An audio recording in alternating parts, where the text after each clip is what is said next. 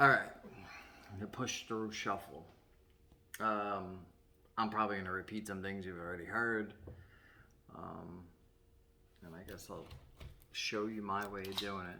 There might be some weird pauses in the video. It might change camera angles. I don't have a great setup. And, you know, pink ukuleles in the background, stuff like that. All right, so push through shuffle. Push this down so you guys see the deck. All right, so when I do the push through shuffle, usually the end result is a cut to the table. So I would split to the right, lay with the right, end with the left, push through, and cut to the table. So riffling of the cards is way more important than people give it credit for. So I would take a smaller half to the right, probably normally even smaller than this, let's say, like that. And I would lay about 10 cards or so, continue, and lay the same amount on the top as close as I possibly could. It's not a perfect weave.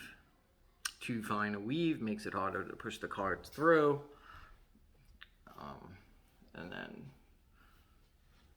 all right. Now, a couple of things.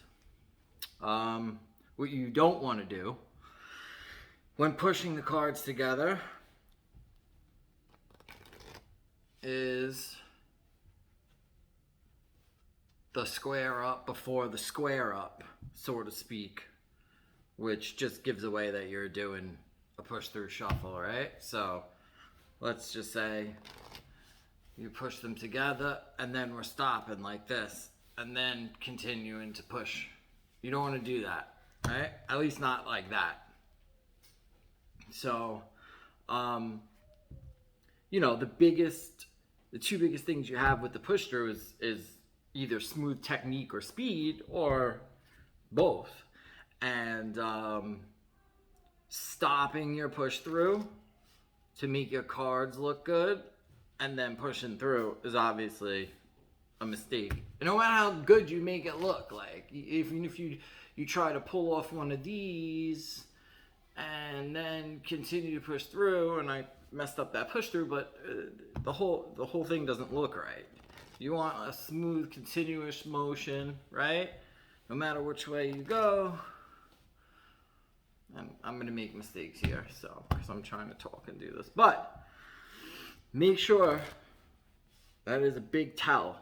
You don't want to square the cards up before you square up. Your square up when you're pushing these cards together here is your most important. This is the most important part of the push through. No matter how you do it, some people do the push through more open. Some people cover the whole front. Some, you know, that right here, when you get here, that's your most important part of the move. So, and I think Eric talked about this a little bit before when it's open and not having it too much like this, you know, where you could see it even after the cards go through. That's almost like doing the square up before the square up, right?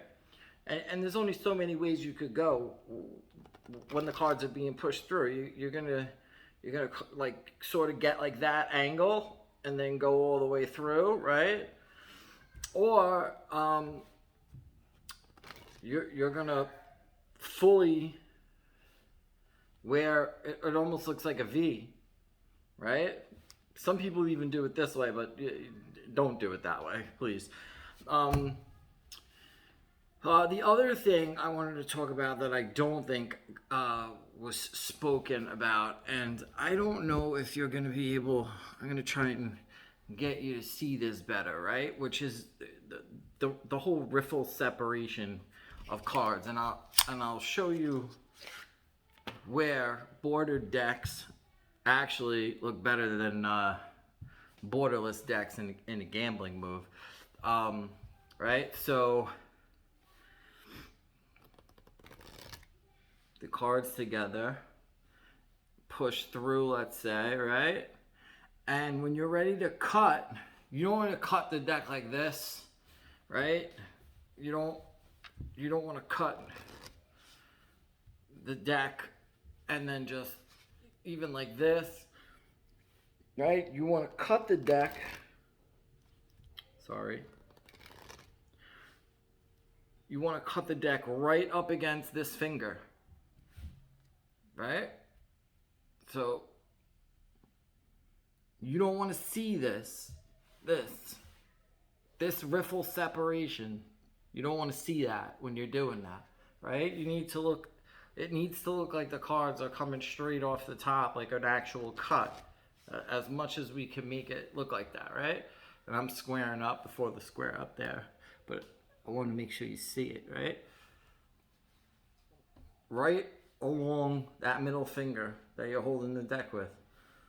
From here, it looks bad. It's obviously riffle separation. You can see the actual separation from the rest of the deck where the weave is together. You don't want to see where the weave is together here, right? So most mechanics, when they cut, they're gonna cut across, right? No matter which way you go with it. And this is just for when you're cutting the deck, like when you strip, it's different, right? So, you know, and Eric, again, he went through this where you would switch the sides of the deck to strip. I never strip when I do the push out, so I'm not even going to attempt to demonstrate that any more than those two ridiculous things that I did that probably didn't make sense. I just never strip.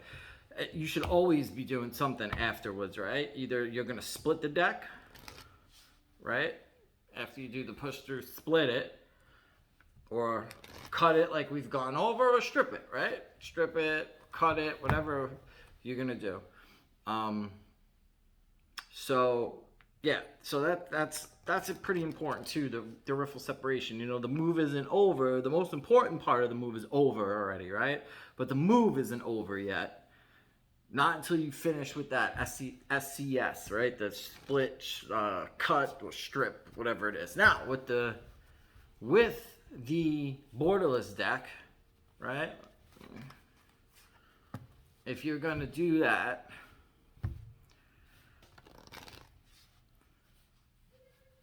it is way easier to see riffle separation in general with a borderless deck, right? Right there. Than it is with bordered cards. The individual card comes through way more with the bordered cards. It's just a freak thing. You could see each individual cards better, which is another tell that you don't want happening. So, I went over the dropping the cards on the right side, ending with the left side. This just makes it look like the actual top of the deck is coming off way more than I think any other way of dropping the cards, right? It just, when you do it the right way, looks like it's coming off the top of the deck more. You know, but you could still drop whichever, you could do it however you like, but even here you're gonna get cards from underneath. The other thing you don't want is the single card on top. It never ends with the single card on top. You want to start with a group of cards, riffle regularly, and then and with a group of cards on top of the deck when you're doing the push through.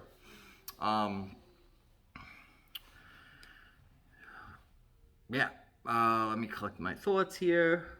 So riffle separation, actual laying of the bed, the actual riffling, a couple of the push through motions. Yeah, I mean, I think that's good. I hope that's good. But that's my push through. That's I change it all the time. Sometimes I try to do it with an even amount of cards, or lopsided the other way, and I just do that because you never know. Whatever. Sometimes that could just happen, and I want to be ready for it when it does. So a different kind of push through. The one time I practice where I lay the bed on one side and shuffle one deck into the other is sometimes I try to do Turner's push through, which is just like unique compared to other ones. I think it works for him. I don't necessarily think it works for everyone. But let's say you cut the deck over to the right, and he calls it the alligator. He calls that the alligator eating the the rest of the deck, right? So we'll do that again. And then he literally pushes the deck together, ends up like this, pushes through, comes back, right? Yeah, my bad. I completely reversed that. So you would be taking the small portion to the left, right? The alligator pushing through the deck like this, squaring up, and pushing through, and he comes backwards. It's fun to practice. I don't really do it if I'm trying to do a push through, but it's something a little bit different. And you never think this is gonna get you to where you need to be, but it does, and you can go right into the push through and come out the back, and it does get you doing this. And the card, you'll notice it. The cards will just, and you don't have to really pay attention to. Sorry, I screwed that one up. You don't really have to pay attention to what's going on when you're doing this. It all comes together as you lift your hands and push through and back. Obviously, mine needs work, but it is fun to practice. Yeah, kind of all over the place. Not so much so worried about showing you. I was just talking about it. I think you got 2 or 3 good videos before this one. But I don't know if I gotta watch Andy's. But yeah, everybody's gonna do it their own way. Let's not forget that. But I guess my main thing is once the actual push through occurs, don't forget what's gonna happen after that. You're gonna cut the deck. I would, if I was stripping, I would go into a double or triple cut. I mean, one of these, 2 or 3 of those. Or you're gonna split the deck and go into your next thing. I have a bad habit of actually ending a lot of different things with push throughs. I know I do this F strip thing, and then I'm always ending it with the push through, which I should really try some other stuff. But yeah, anyway, I hope you got something out of that. I don't know what else I could add. If anybody has any questions, if I can answer them, I will. If not, I'll see you later. Have a good one.